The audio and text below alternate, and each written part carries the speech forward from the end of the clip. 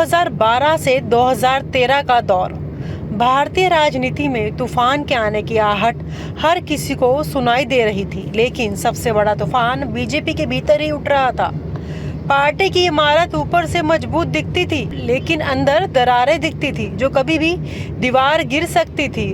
उस वक्त बीजेपी के अध्यक्ष ने नितिन गडकरी नागपुर से निकले, आरएसएस के पसंदीदा चेहरे जो विकास और संगठन दोनों की बातें करते थे। लेकिन उन्हीं के दौर में पार्टी दो हिस्सों में बंटने की पटकथा लिखी जा रही थी, और इस पटकथा में सबसे बड़ा रोल था पार्टी के बुजुर्ग नेता लाल कृष्ण आडवाणी, संगठन पुरुष संजय जोशी और गुजरात के मुख्यमंत्री नरेंद्र मोदी का।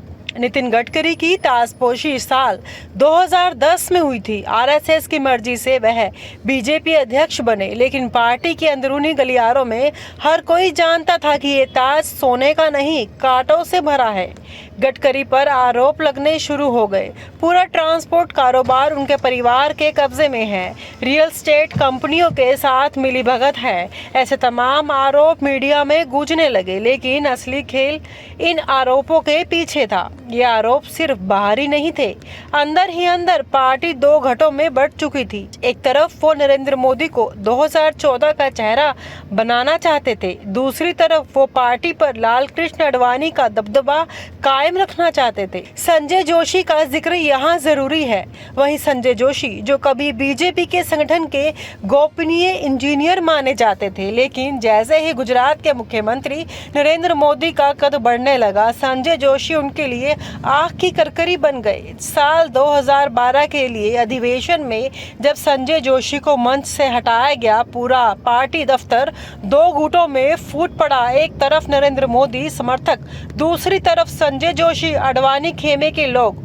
और यहीं से बीजेपी के अंदर की विभाजन रेखा मोटी होती चली गई। नितिन गडकरी खुद ही इस खींचतान के बीच फंसते चले गए।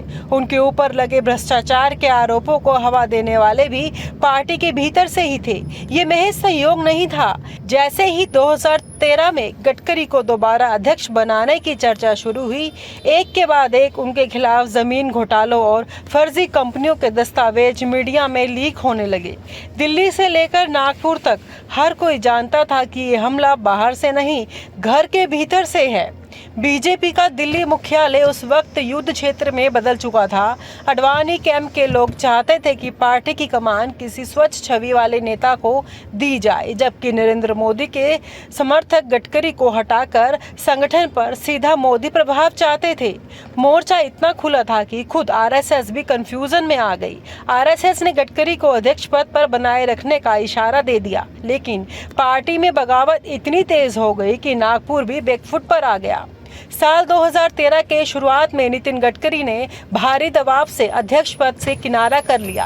पार्टी में कोई नाम आगे नहीं आ रहा था। लाल कृष्ण आडवाणी खुलकर मोदी के खिलाफ थे। सुषमा स्वराज, मुरली मनोहर जोशी, जसवंत सिंह जैसे सीनियर नेता भी मोदी के नाम से नाखुश थे, लेकिन मोदी समर्थक खेमा अपनी चालें बेहद बारीकी से चल रहा था। नितिन गडकरी को हटाकर उन्होंने पहला बड़ा मोर्चा फतेह कर लिया था। इसी दौरान राजनाथ सिंह का नाम सामने आया। पार्टी में उन्हें समझौता पुरुष के नाम पर देखा जाने लगा। न आडवाणी खेमे से सीधे टकराव, न मोदी समर्थकों से ज्यादा दूरी। आरएसएस को भी यही विकल्प सुरक्षित लगा। लिहाजा 2013 में राजनाथ सिंह बीजेपी अध्यक्ष बनाए गए, लेकिन हर कोई जानता था कि पर्दे के पीछे असली ताकत अब नरेंद्र मोदी के हाथ में है। नितिन गडकरी का हटना मोदी की संगठन पर पकड़ का ट्रेलर था। राजनाथ सिंह के अध्यक्ष बनने के बाद भी पार्टी दो हिस्सों में साफ साफ बटी रही। एक तरफ मोदी समर्थक, दूसरी तरफ आडवाणी संजय जोशी के पुराने धड़े के लोग। नितिन गडकरी की ताजपोशी साल 2010 में हुई थी। आरएसएस की मर्जी से वह बीजेपी अध्यक्ष बने, लेकिन पार्टी के अंदरूनी गलियारों में हर कोई जानता था कि ये ताज सोने का नहीं, कांटों से भरा है।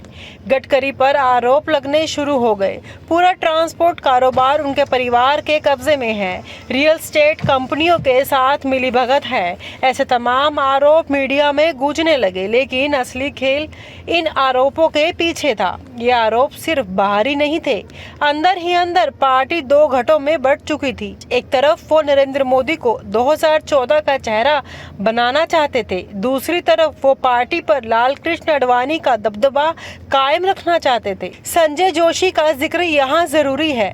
वही संजय जोशी जो कभी बीजेपी के संगठन के गोपनीय इंजीनियर माने जाते थे, लेकिन जैसे ही गुजरात के मुख्यमंत्री नरेंद्र मोदी का कद बढ़ने लगा, संजय जोशी उनके लिए आँख की करकरी बन गए। साल 2012 के लिए अधिवेशन में जब संजय जोशी को मंच से हटाया गया, पूरा पार्टी दफ्तर दो गुटों में फूट पड़ा। एक तरफ नरेंद्र मोदी समर्थक, दूसरी तरफ संजय जोशी आडवाणी खेमे के लोग, और यहीं से बीजेपी के अंदर की विभाजन रेखा मोटी होती चली गई। नितिन गडकरी खुद ही इस खींचतान के बीच फंसते चले गए। उनके ऊपर लगे भ्रष्टाचार के आरोपों को हवा देने वाले भी पार्टी के भीतर से ही थे। ये महज सहयोग नहीं था। जैसे ही 2013 में गडकरी को दोबारा अध्यक्ष बनाने की चर्चा शुरू हुई, एक के बाद एक उनके खिलाफ जमीन घोटालों और फर्जी कंपनियों के दस्तावेज मीडिया में लीक होने लगे। दिल्ली से लेकर नागपुर तक हर कोई जानता था कि ये हमला बाहर से नहीं, घर के भीतर से है। बीजेपी का दिल्ली मुख्यालय उस वक्त युद्ध क्षेत्र में बदल चुका था। आडवाणी कैंप के लोग चाहते थे कि पार्टी की कमान किसी स्वच्छ छवि वाले नेता को दी जाए, जबकि नरेंद्र मोदी के समर्थक गडकरी को हटाकर संगठन पर सीधा मोदी प्रभाव चाहते थे। मोर्चा इतना खुला था कि खुद आरएसएस भी कंफ्यूजन में आ गई। आरएसएस ने गडकरी को अध्यक्ष पद पर बनाए रखने का इशारा दे दिया, लेकिन पार्टी में बगावत इतनी तेज हो गई कि नागपुर भी बैकफुट पर आ गया। साल 2013 के शुरुआत में नितिन गडकरी ने भारी दबाव से अध्यक्ष पद से किनारा कर लिया। पार्टी में कोई नाम आगे नहीं आ रहा था। लाल कृष्ण आडवाणी खुलकर मोदी के खिलाफ थे। सुषमा स्वराज, मुरली मनोहर जोशी, जसवंत सिंह जैसे सीनियर नेता भी मोदी के नाम से नाखुश थे। लेकिन मोदी समर्थक खेमा अपनी चालें बेहद बारीकी से चल रहा था। नितिन गडकरी को हटाकर उन्होंने पहला बड़ा मोर्चा फतेह कर लिया था। आडवाणी ने खुलकर मोदी के प्रधानमंत्री बनने का विरोध किया। यहाँ तक कि 2013 के गोवा अधिवेशन में भी जब मोदी को पीएम पद का चेहरा घोषित किया गया, आडवाणी ने मीटिंग ही छोड़ दी थी।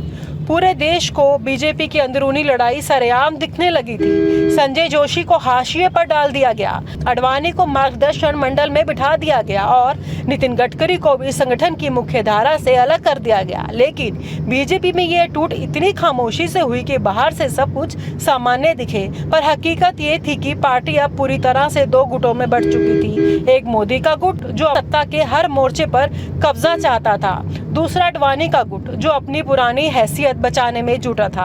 आखिरकार 2014 का चुनाव मोदी के नेतृत्व में लड़ा गया और बीजेपी को अभूतपूर्व बहुमत मिला।